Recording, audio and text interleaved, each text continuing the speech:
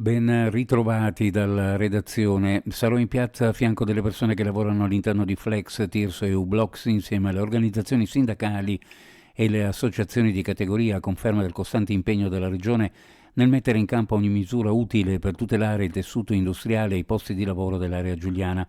Lo ha detto l'assessore regionale al lavoro Alessia Rosolén, confermando la sua partecipazione il prossimo sabato 8 febbraio a Trieste alla manifestazione indetta dalle sigle sindacali a sostegno dei lavoratori coinvolti nelle 3 crisi industriali dell'area giuliana.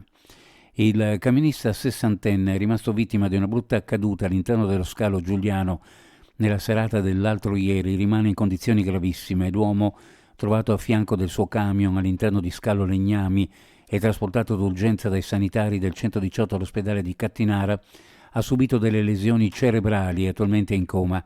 Il sessantenne è un dipendente dell'azienda Auta Marocchi ed è originario di Padova. Secondo una sommaria ricostruzione, l'uomo è caduto dal cassone del rimorchio rovinando a terra ad un'altezza di almeno 2 metri.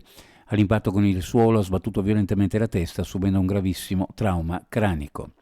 Domenica 10 novembre allo stadio Zaccaria di Muggia è successo un caso in Muggia 1967 Casarsa, un incontro valido per il campionato regionale di eccellenza, secondo quanto riferito da José Lima Diaz, 37enne giocatore brasiliano in forza alla formazione ospite. Un giocatore avversario, nell'incrociarlo, proferisce al suo indirizzo un'espressione non completamente ripetibile.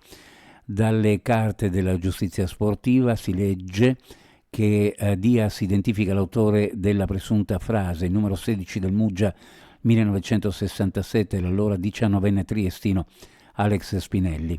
Alcuni tesserati del Casars hanno confermato la versione di Diaz. Uno dei 2 ufficiali di gara, Maurizio Zucchelli, ha riferito di aver udito solo la parola incriminata da parte di un giocatore del Muggia 1967, senza però individuarne l'autore. Spinelli, di fronte alle accuse ricevute, si legge nella ricostruzione, ha negato di aver preferito alcuna espressione discriminatoria. La notizia delle 12 giornate di squalifica ha creato a questo punto un'enorme perplessità all'interno della dirigenza del club rivierasco. Da oggi e fino al 28 di febbraio Galleria Sandrinelli resterà chiusa al traffico per consentire l'intervento di riqualificazione della rete idrica con la bonifica dell'esistente condotto in ghisa. Un provvedimento che fa seguito a quello che ha interessato la stessa galleria per una decina di giorni lo scorso mese di gennaio. È necessario in quel caso le verifiche utili proprio a mettere a punto i lavori che Acegas APS AMGA eseguirà in questi giorni. L'intero intervento è finanziato dalle risorse PNRR. Uno sguardo alle previsioni meteorologiche: cielo in genere variabile, schiarite più ampie lungo la costa e maggiore nuvolosità nel Tarvisiano, sulla costa e sulle zone orientali buona moderata, nel corso della mattinata in calo fino ad attenuarsi completamente dal pomeriggio. Temperature minime in pianura fra -1 e 3 gradi, sulla costa fra 4 e 7, ovunque le massime fra 9 e 11 gradi centigradi. Previsioni a cura di ARPA FVG.